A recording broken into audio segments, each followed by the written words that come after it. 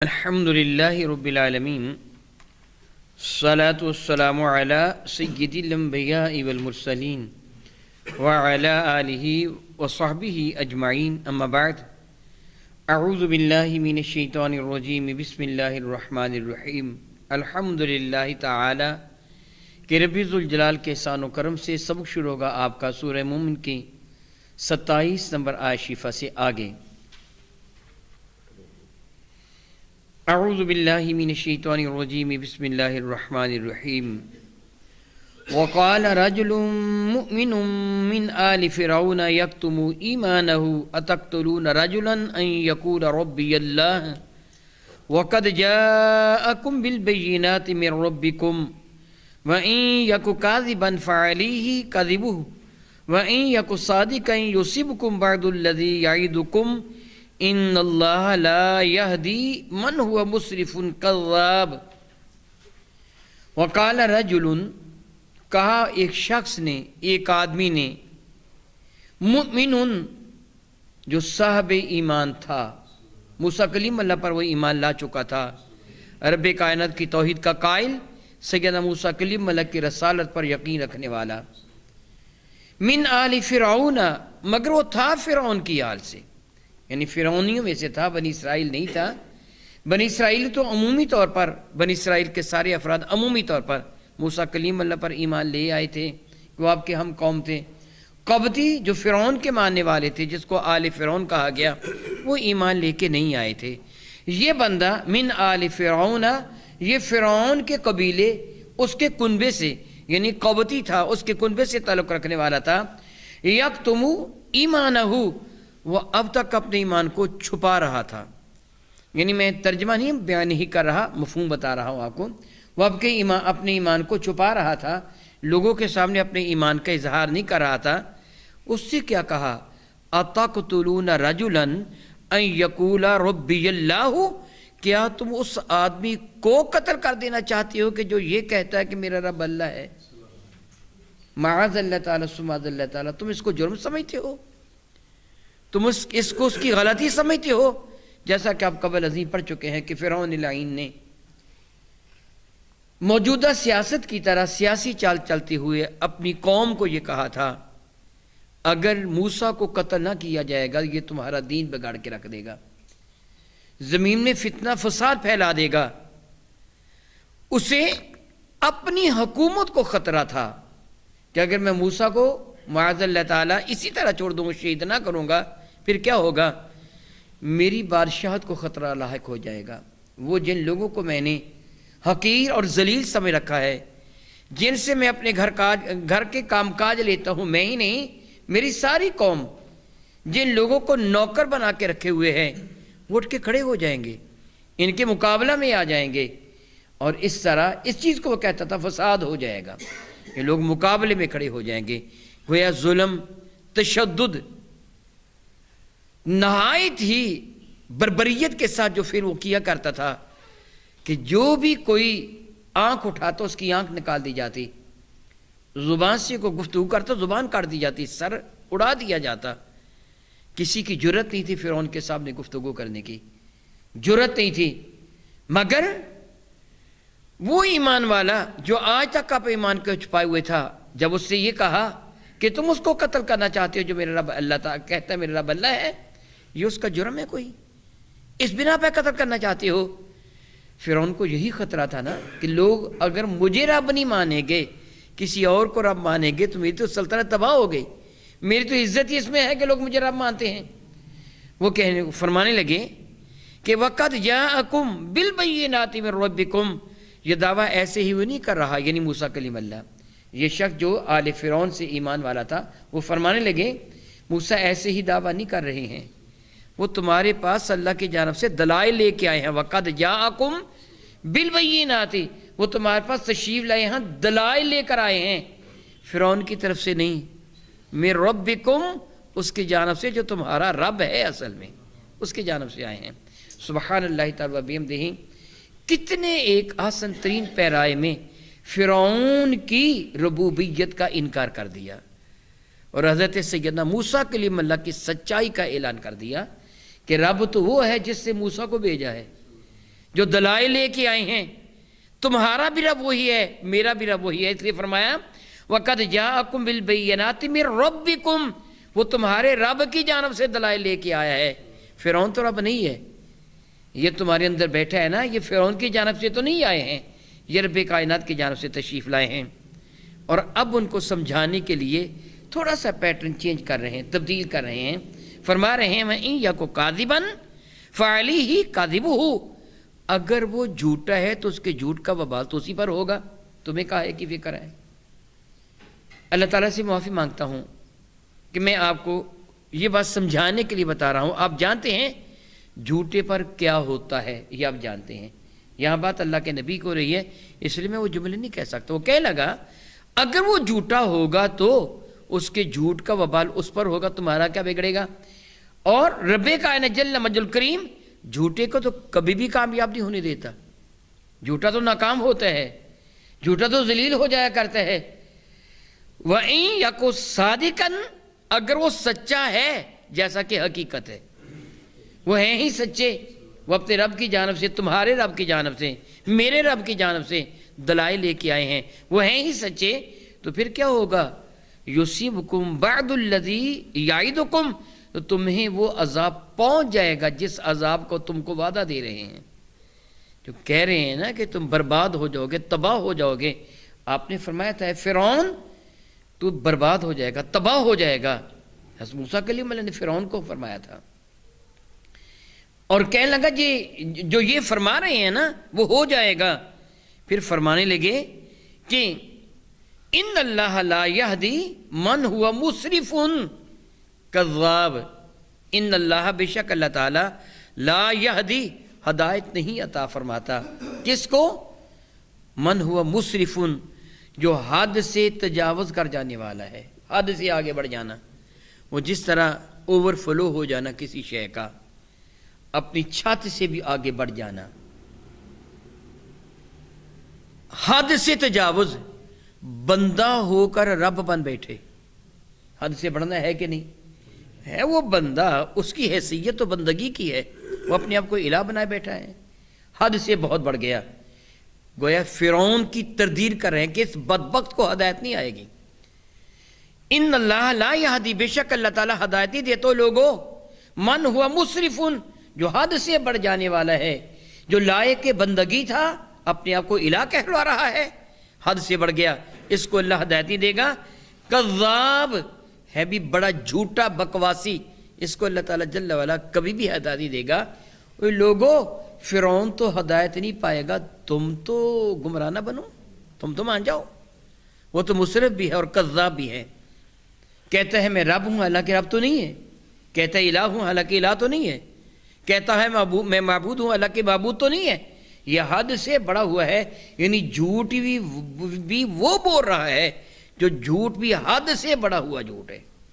کوئی حد کے اندر جھوٹ ہو تو ایک جدا بات ہے تو وہ بھی لانتیوں کا کام، مگر یہ تو حد سے بھی آگے بڑھ رہا ہے جھوٹ بولنے میں، یہ تو ایمان ہی لائے گا، مگر تم تو ایمان لے آؤ۔ کتنی جرأت ہے حق میں۔ بہت خوب کسی نے کہا کہ آئین جواں مرداں حق گوئیو بے باکی، اللہ کے شیروں کو آتی نہیں روباہی۔ وہ گیدڑ بھبکیوں میں نہیں آتے، وہ اللہ کے شیر ہوا کرتے ہیں۔ فرعون کے سامنے کسی کی جرأت نہیں تھی کہ آنکھ اٹھا کے بات کر سکے، اس کا روب و دبدبا تھا ظلم کی وجہ سے، کہ معمولی باتوں پر جو سزا دیتا تھا، گردن اڑا دو، کانوں میں سیسا پگھلا کے ڈال دو، زبان کاٹ دو، ہاتھ پاؤں کاٹ دو، شدید ترین سزا دے دو۔ وہ ظالم خود کو رب کہلواتا تھا کہ میں جو چاہوں سو کروں۔ کسی کی جرأت کیا ہے کہ اپنے رب کے سامنے چون چرا کرے؟ وہ اپنے آپ کو رب بنا بیٹھا تھا، مگر اللہ رب العزت جل وعلا کے اس برگزیدہ بندے نے کتنی جرأت کے ساتھ، کتنی ہمت کے ساتھ اس کے ساتھ میں گفتگو کی، اور فرمایا جو جھوٹا اور بکواسی ہے وہ نہیں ہدایت پائے گا، لوگوں تم مان جاؤ۔ پھر فرمانے لگے یا قومی، اے میری قوم کے لوگوں، لکم الملک اليوم، آج بادشاہت کا تاج تمہارے سر پہ سج رہا ہے، آج تمہارے پاس اختیارات ہیں، تم سیاہ و سفید کے مالک بنا دیے گئے ہو، تم جو چاہو سو کرنے پر قادر ہو۔ ان بیچارے بنی اسرائیلیوں پر ظلم و ستم کے پہاڑ توڑ رہے ہو، آج اختیارات تمہارے پاس ہیں۔ ظاہرین فی الارض، یہ ظاہری طور پر محض زمین میں تمہارے اختیار ہے، حقیقی اختیار تو رب کائنات کے دست قدرت میں ہے۔ یاد رکھو کبھی تم نے اس کے حضور بھی حاضر ہونا ہے، تمہارے پاس یہ کوئی اختیار نہیں ہے۔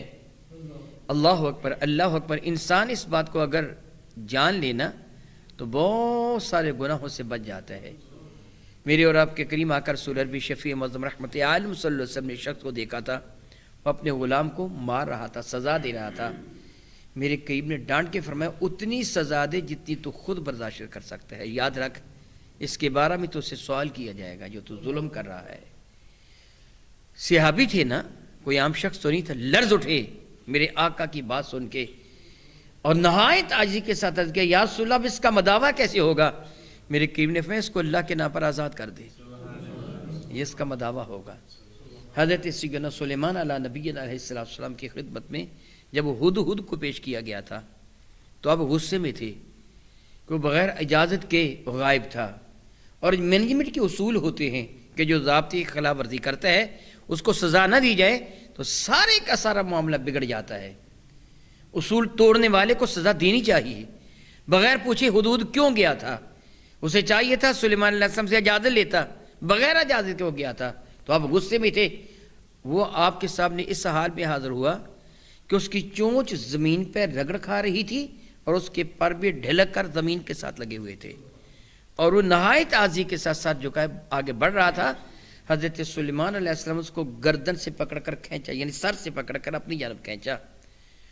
ہدہد بارگاہ سلیمانی میں حاضر رہنے والا تھا، تکلیف تو ہوئی ہوگی اسے، مگر اس کی جرأت دیکھیے۔ سلیمان علیہ السلام سے عرض کرنے لگا، حضور آج میں آپ کی حضور حاضر ہوں، کل کو آپ نے اللہ کے حضور حاضر ہونا ہے، یاد رکھ لیجیے، کل کو آپ نے اللہ کے حضور۔ تو آپ لرز اٹھے تھے، آنکھوں میں آنسو آ گئے تھے۔ فرمایا تھا تو بتا کہاں گیا تھا؟ پھر نرمی آ گئی، سارا غصہ کافور ہو گیا جاتا رہا۔ انسان کبھی کسی کو سزا دینے سے پہلے یہ سوچ لے آج میرے پاس اختیارات ہیں اور یہ عارضی ہیں، حقیقی اختیار تو میرے اللہ کے پاس ہیں، اگر وہ سزا دینے پہ آ جائے تو پھر میں کیا کروں گا؟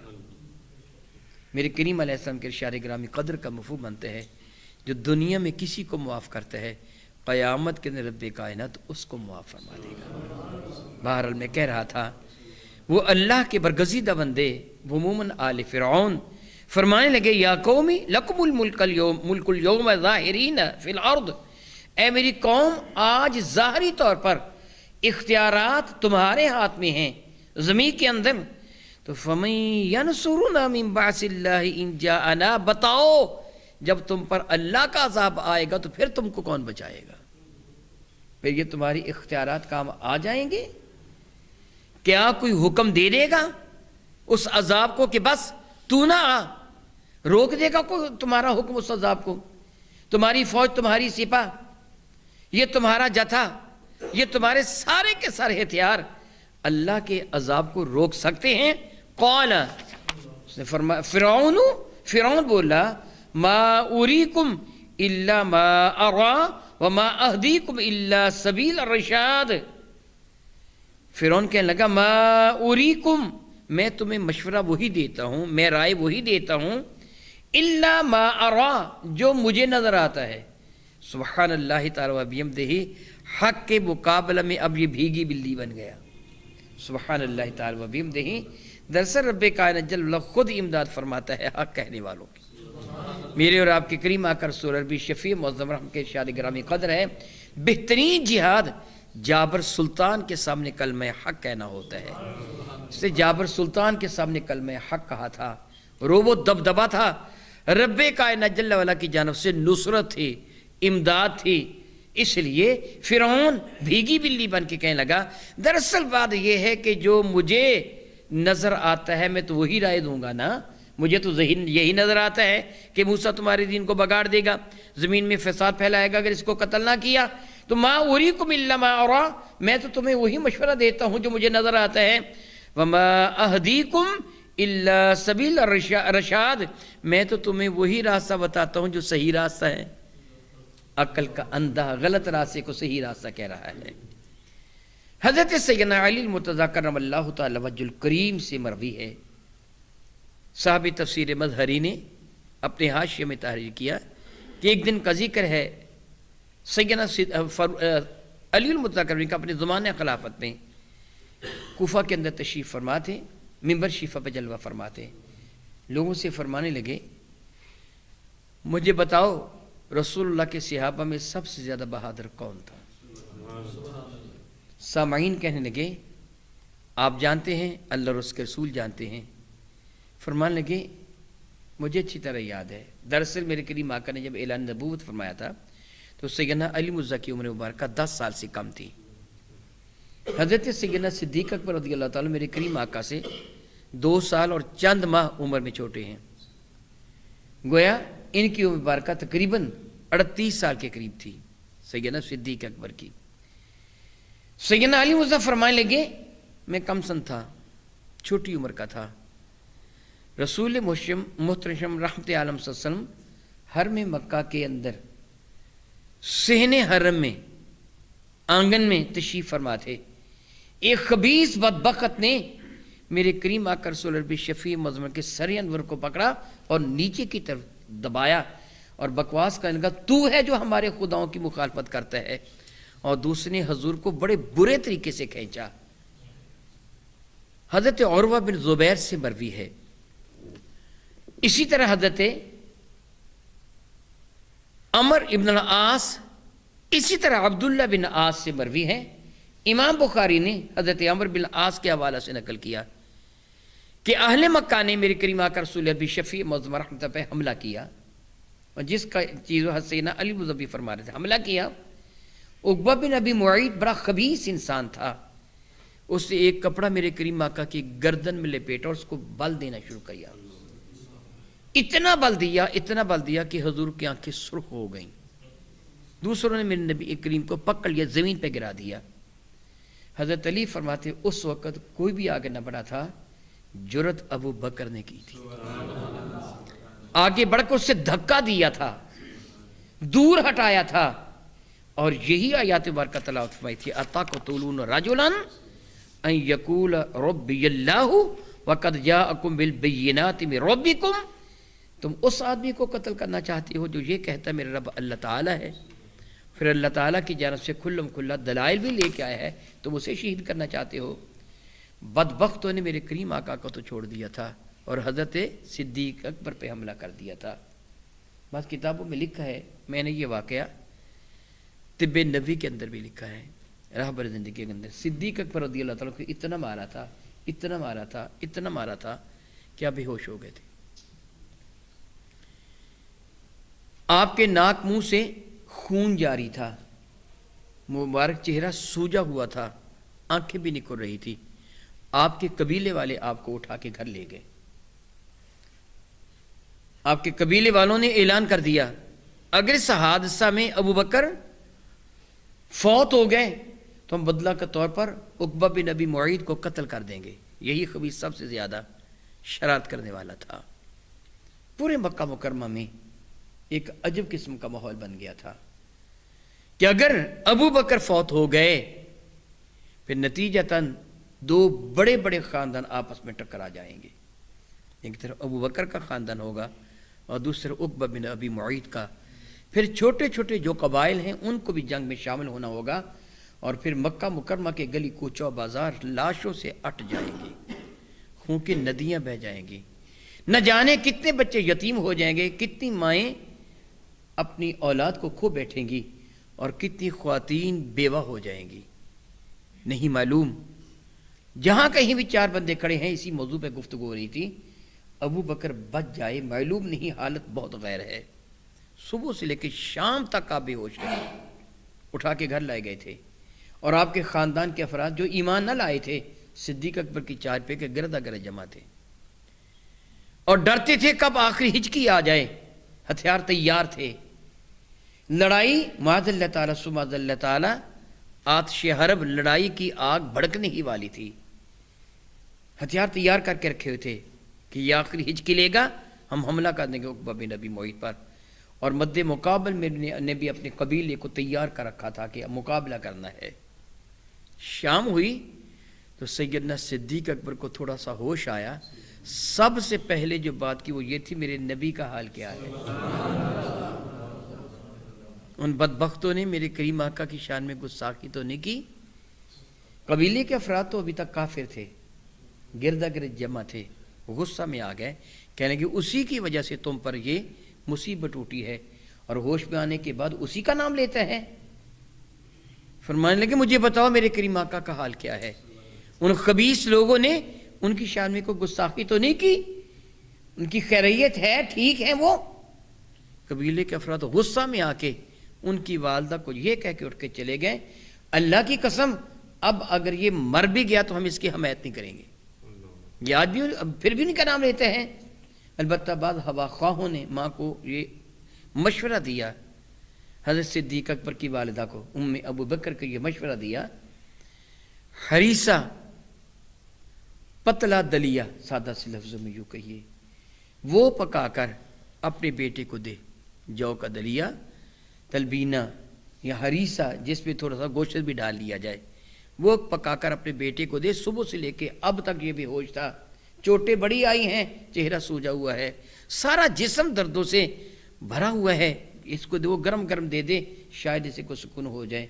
ماں نے جلدی جلدی وہ تیار کیا دلیا, یوں کہہ دیجئے دلیا دیا تیار کیا. تیار کر کے ابو بکر صدیق کے پاس نہیں, بیٹے پوچھا اماں میرے کریم کا حال کیا ہے.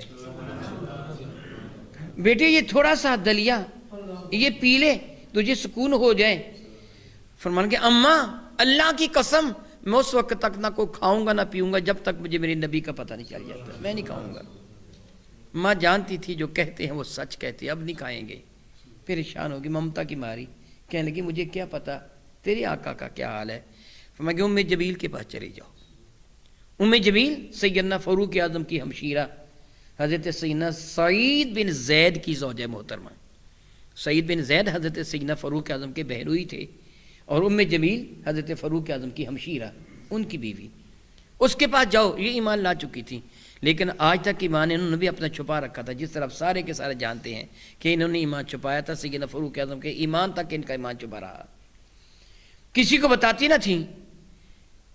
حضرت ام ابو بکر ان کے ہاں چلی گئی اور جا کر ام جمیل بتا تیرے نبی کا حال کیا ہے. میرے بیٹے کو ایسے ایسے کر کے ام جمیل رو رہی تھی. کہنے لگی مجھے پتہ چلا ہے تیرے بیٹے کو ظالموں نے بہت مارا ہے, اگر تو اجازت دے تو میں تیرے بیٹے کی تیمارداری کر سکتی ہوں. پوچھا یہ بتا تیرے نبی کا حال کیا ہے.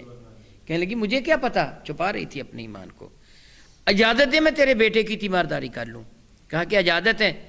ام جمیل ام ابی بکر کے ساتھ گھر آئیں. صدیق اکبر کو دیکھا تو زیادہ رونے لگی. آپ فرماتے رونا بند کر مجھے بتا میرے کریم کا حال کیا ہے, وہ کس حال میں ہے. کافروں نے ان کی گستاخی تو نہیں کی. ام جمیل نے اشارہ کیا کہ تمہاری ماں دیکھ رہی ہیں, یہ سن رہی ہیں. فرمایا کہ اس کی پرواہ نہ کر, مجھے جلدی بتا, مجھے سکون نہیں آ رہا. ام جمیل نے بتایا الحمدللہ الحمدللہ رب کائنات نے اپنے محبوب کی حفاظت فرمائی ہے, بخیر یہ تمام ہیں. سوال کیا کہاں ہیں, بتایا دار ارقم میں, کوہ صفا کے قریب حضرت ارقم کا گھر تھا, دار ارقم میں ہیں, ان کے گھر ہیں.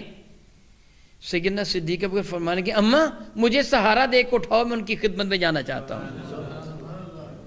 ماں نے کہا بیٹے نخیف ہو, کمزور ہو, چوٹوں سے سارا بدن بھرا پڑا ہے, چلنا دوبر ہو رہا ہے, مشکل ہو رہا ہے. اور پھر اب مکہ والوں کو پتہ چل گیا ہے کہ تیرے قبیلے والوں نے تو اس سے اظہار بیزاری کر دیا ہے. اب تو زیادہ خطرہ ہے, لوگ تجھے ماریں گے, لوگ آ جا رہے ہیں, تھوڑا سا اندھیرا چھا لینے دے, مغرب کے بعد میں تجھے سہارا دے کے لے جاؤں گی جب لوگوں کا آنا جانا بند ہو جائے گا, مگر تو کچھ کھا لے پی لے. مگر اماں اللہ کی قسم اس وقت تک کھانا بھی حرام ہے, پینا بھی حرام ہے, جب تک اپنے نبی کی زیارت نہیں کر لیتا. مجبوراً خاموش ہو گئیں.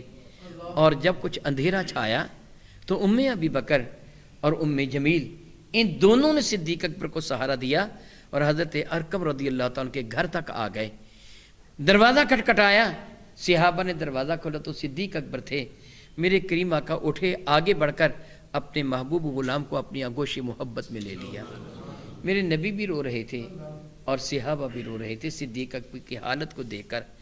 ابو بکر صدیق نے اس دوران ماں بھی ساتھ ہیں، ام جمیل بھی ساتھ ہے، عرض کیا یا رسول اللہ یہ میری ماں ہیں، یہ میری والدہ ہیں، یا رسول اللہ ان کو ایمان کی دعوت دیجیے۔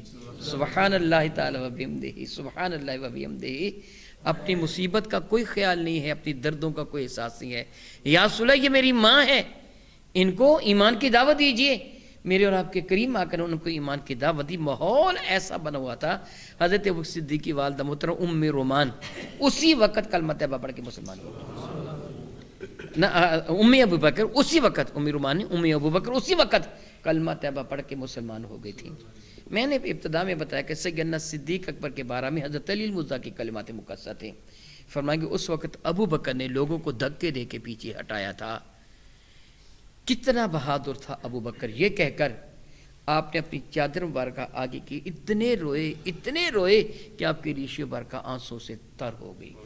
کتنا پیار تھا صحابہ کرام کا آپس میں۔ تو میں کہہ رہا تھا کہ رب کائنات جل مرکیب نے حضرت صدیق اکبر رضی اللہ تعالیٰ عنہ کو کتنا مرتبہ عطا فرمایا۔ حضرت علی مرتضیٰ نے پھر لوگوں سے سوال کیا تھا مجھے بتاؤ وہ آل فرعون کا مومن آلہ تھا یا ابو بکر آلہ ہے؟ یہ آپ نے سوال فرمایا تھا۔ سبحان اللہ۔ رب کریم ارشاد فرماتے ہیں کہ وہ جو ایمان والا تھا، وقال الذی آمن، وہ ایمان والا کہنے لگا یا قومی، اے میری قوم، انی اخاف علیکم، مجھے ڈر ہے کہ تم پر عذاب آ جائے گا، مثل یوم الاحزاب، جس طرح ان لوگوں پر عذاب آیا تھا جو پہلے گزر چکے ہیں، مثل دأب قوم نوح، جس طرح قوم نوح پر عذاب آیا تھا کہ اللہ نے ان کو پانی میں ڈبو کے مار دیا تھا، جو زبان سے نکلا وہی ہوا، فرعون بھی پانی میں ڈبو کے ہلاک کیا گیا۔ وثمود، اور قوم سمود پر جو حضرت سیدنا صالح علیہ السلام کی قوم تھی، نہ قوم نوح و عاد، قوم نوح پر، قوم نوح کو پانی میں ڈبو کے ہلاک کیا گیا، قوم عاد جس کو رب کائنات ہوا کے ساتھ ہلاک کیا، تباہ و برباد کر کے رکھ دیا تھا، وہ سمود قوم صالح اس کو رب کریم نے جبریل کی چنگھاڑ سے ہلاک کر دیا تھا۔ والذین من بعدہم، وہ لوگ جو ان کے بعد آئے، کہیں تم پر ایسا عذاب نہ آ جائے۔ وَمَا اللَّهُ يُرِيدُ ظُلْمًا لِلْعِبَادِ، لیکن یاد رکھنا اللہ تعالیٰ اپنے بندوں پر ظلم کا ارادہ نہیں فرماتا۔ یہ جو تمہیں کہا گیا ہے وہ قومیں تباہ ہوئیں، برباد ہوئیں، رب نے ظلم نہیں کیا، ان کی کرتوتوں کی وجہ سے ان کو سزا ملی ہے، اور تمہاری کرتوتوں بھی اتنی گندی نہ ہو جائیں کہ تم کو بھی سزا ملے۔ اللہ اکبر، اللہ اکبر۔ میں ایک جملہ کہا کرتا ہوں، نبی آخر الزمان کا امتی ہونا بہت شرف کا باعث ہے، لیکن آخری امت ہونا بھی بڑے شرف کا باعث ہے کہ پہلوں کے تجربہ سے کچھ پتہ چلتا ہے، ان حالات سے تجربہ حاصل ہوتا ہے کہ جب کوئی قوم اپنے نبی کی مخالفت کرتی ہے تو تباہی و بربادی اس کا مقدر بن جایا کرتی ہے۔ او کما قال اللہ تبارک و تعالی، واللہ تعالی اعلم باسرار کتاب۔